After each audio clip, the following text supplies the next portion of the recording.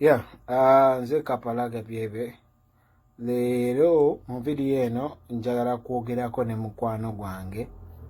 Omutima gwa mukwano gwange Musuuza Kenzo Eddy. Ate nga obi wange bwe twazirunda bali ku Lubiri Secondary School. Ekikuŋŋambisa bino bye ngenda okugamba muganda wange lwakuba nti video audio yo unfortunately yalinkinze ate bwe yalinkinze omuntu gwe wayogedde naye yakoze bubi nnyo n'agilinkinga naye ekisinga obukulu nti eyogera your heart, it speaks your heart, like ng'ogyeko bino bye tubeera ku mawulire ne twerimbalimba n'oyogera kino n'oyogera kino.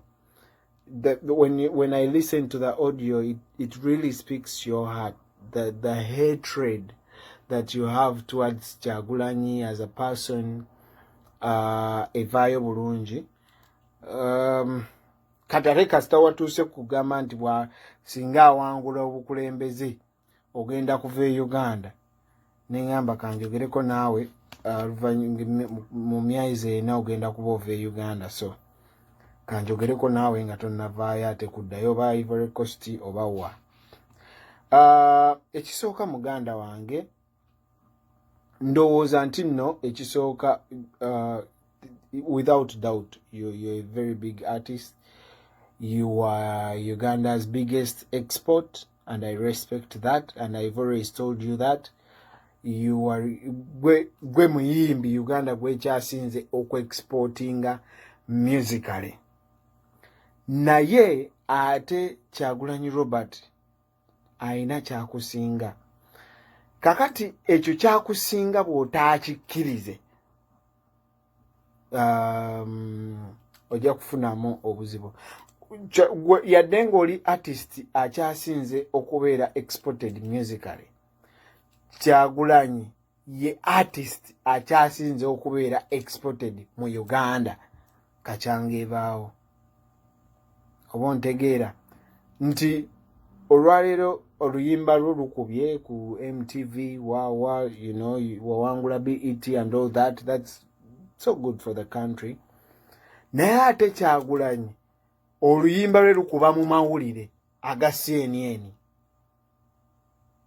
oluyimba lwe lukuba mu mawulire aga Al Jazeera. Naye gwe oluyimba lwe luyinza obutakuba mu mawulire g'e Uganda, naye oluyimba lwa Kyagulanyi lukuba mu mawulire aga Al Jazeera. Oba ontegeera. So olw'okuba nti yasalawo Kyagulanyi okutekinga another step mu ekyo kyazaayimba, bulijjo kyotugamba nti wakimwegombako y'ensonga lwaki yafuuka ekyo kyali. He is like a dinosaur. Kakati gwolinga enkoko empanga. Omanyi enkoko empanga esobola okubaayo n'obuseera, you know, chicks bwesinga amaanyi. Naye ng'olinga agamba nti eyo dinosaur oyo tufe bamu ffenna tuli binyonyi. Kati muganda wange ekisooka nsaba osooka olowooze omutima gwo gugambe, kati njagala kwogera na mutima gwo ogugambe nti omuntu gwe bayita Kyagulanyi he is past the artist. Asinga ku ky'okubeera obuyimbi buno bwe tuliko ffe. Oba ontegeera. Kati eiressa oba ettuluba abantu mwe bamutwalira. Kakati ne bw'aba nga takutte essimu yo oba ng'omuweereza message n'agi blue tickinga, naawe kitwale nti faaniwo akuweereza message n'ogi blue tickinga. Nkakasa nga naawe oziinayo message ezo Kenzo z'olaba n'ogiwuliriza n'olaba nga terina makulu n'otagiddamu. Kati n'oli bw'ali oyinza okuba omuweereza voice note ng'ali mu kwogerako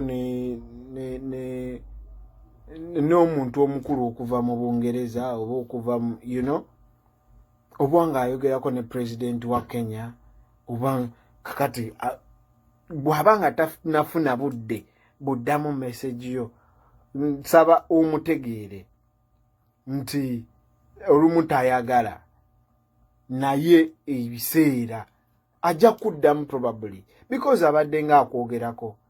Is one person era nkwewuunyeza muganda wange okwogera ebigambo ebyo byoyogedde. But Kyagulanyi is one person who recognizes the artists. Abadde nga akwogerako munnange wootobadde ng'oli Ivory Coast. N'agamba muganda wange EDDY KENZO ali Ivory Coast. Namukubirako ne Kasimu Bambi. Naye government lwaki temujjaayo rerere ng'ayogera nga artist akulumirirwa. Naye bw'oba ogambye nti takulumirirwa eyo ndowoozayo era sisobola kugigaana. Naye ate tekitegeeza nti bw'oba olabye apostinze oba ayogeddeko ku kabakko nti ye kabakko talina makulu okusinziira ku ggwe. Si buli artist wa Uganda nti alina okuleeta award okufuuka owakabi. Okitegeera oba kye ŋŋamba? I mean, tuyimba Muzeeyi Ssebatta yayimbako muganda wange n'akuba Nakivubo yekka bwogu. Muzeeyi Ssebatta yakuba Nakivubo bwogu. Waali genda omubuuze. Kakati oyinza okugamba oyimbye. You're a very good artist and I respect that. But you have to respect omuntu alina kyakusinga. Nga nze bwe nkurespectinga nengamba nze Kenzo twasoma ffenna naye nga nkusinga class. Naye onsinga ssente, onsinga erinnya probably, onsinga hiti, onsinga award, and I respect that. Kati naawe nsaba orespectinge nti Kyagulanyi alina kyakusinga. Ogambye nti teyakuyamba wali omuvimbisa buvimbisa. Kakati ekisooka ndowooza ogenda kuvayo weetondera abantu okubalimbanga nti Kyagulanyi yakufuula kyoli nga wali oyagala just muvimbisa. Naye ng'ate tukimanyi ffenna abali mu Uganda abataakagijjamu nti oluyimba lwo lwasooka okufuula star kuwatandikira tuleme kulwerabira. Baali baluyita Yanimba lwayimba ne Mickey Wine. Sirowooza nti Mickey Wine yava mu bbanga okutandika okuyimba. Alina omuntu eyamukwata ku mukono nga ye Kyagulanyi. Kati Kyagulanyi ne bw'aba gwe teyakwata ku mukono, gwe yakwata ku mukono naawe yakwata ku mukono. So sirowooza nti olina okugjawo ekyo nti nze n'okunyamba teyanyamba, just muvimbisa, just no. Nkugambye njagala kwogerako n'omutima gwo kubanga ndabye ng'ebintu byoyogera biva deep in your heart. So Jose Chameleon, I've seen different posts, different interviews nga Kyagulanyi ayogera ku Dr. Jose Chameleon ng'eyeesimbyewo, ng'ayogera eby'ensonga, ng'ayogera biki. Kakati gwe saawa eno ogamba teyamwendoosinga, oyagala amukwata amuteeke ku site wolo olyoka omanye nti amwendoosinze. Ye abaffe, ye Kyagulanyi alina obululu bumeka? Ye yakugamba nti nze munnange abantu be basalawo. Ye ani amwendoosinga Kyagulanyi? Oba okitegeera kye nkugamba? Tosobola kugamba nti teyendoosinga Chameleon ate yendoosinga gundi Sebagala Latif. Latif ali mu kibiina ki? Kiringa wonoogamba nti olw'okuba nze ndi mukwano gwa Kyagulanyi naye nga siri mu Firebase alekewo Nubian okitegeera abeere ne aendoosinge Kapalaga olw'okuba mukwano gwe. Naye ne Nubian mukwano gwe. Lwaki olowooza nti oli mukwano gwe okusinga ono? So Kyagulanyi Robert is simply a person ayavaayo mu myaka gye okulwanirira bannayuganda. Nga naawe bw'osobola okuvaayo n'otandika ekibiina ekikyo, naawe osobola okutandika gundi eyiyo, movement eyiyo. Teriyo agigaana. Gwe bw'olaba ng'onaakukaluubiriza takwata simu yo, naawe tandika ekikyo. Ogambe nti nange nga musuuza ntandise ekyange bakiyita bwe bati tujja kugoberera bwe tunaaba bakugoberera naye olwaleero tosobola kugamba nti ngenda kuva mu Uganda kubanga era Kyagulanyi bw'afuuka pulezidenti era ngenda kuwagira Museveni. Teri ayinza kugaana kuwagira pulezidenti Museveni. As a matter of fact ffenna twamuwagira.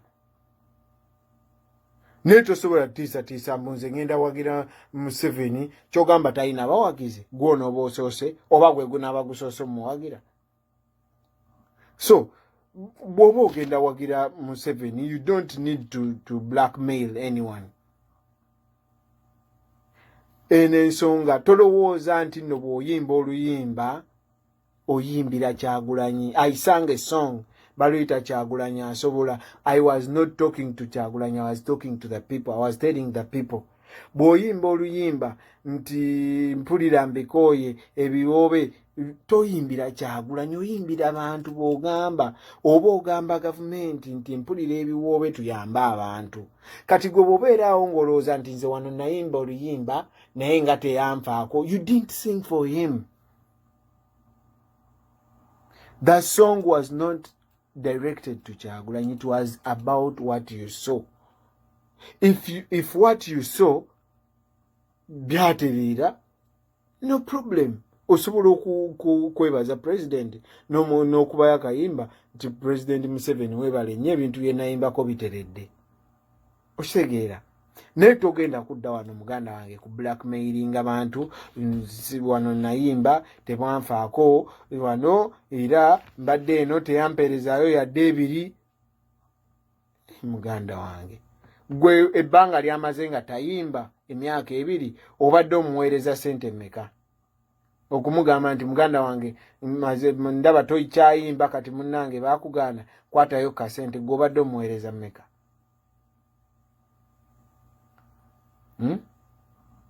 So ndowooza nti leka ku blackmailing abantu.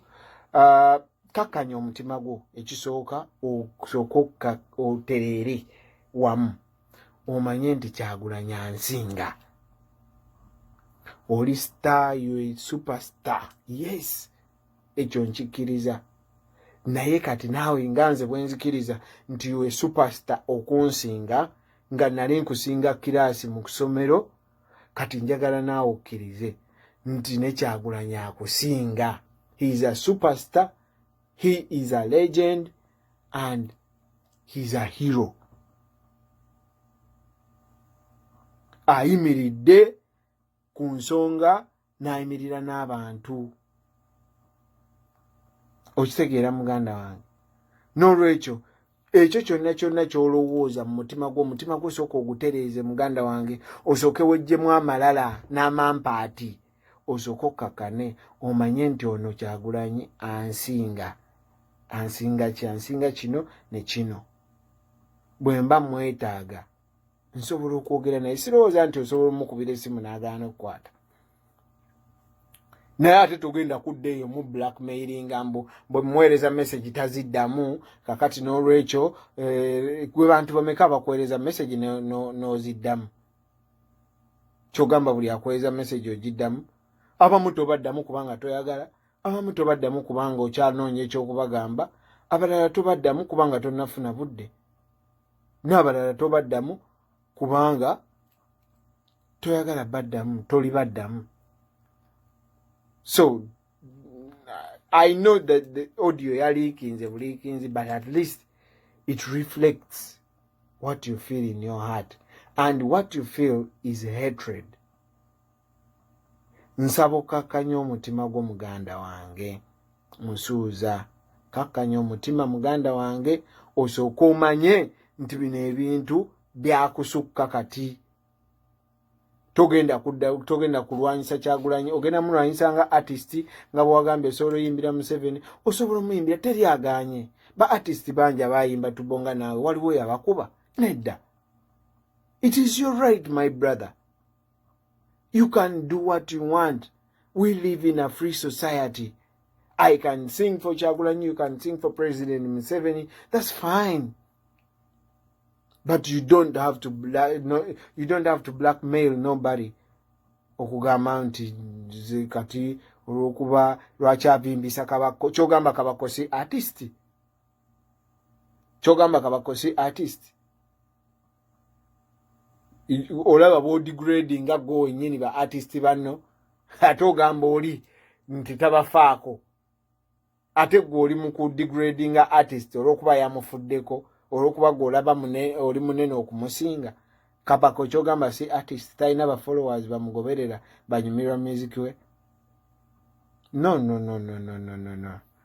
no wagambye teya postinga lutaya balutaya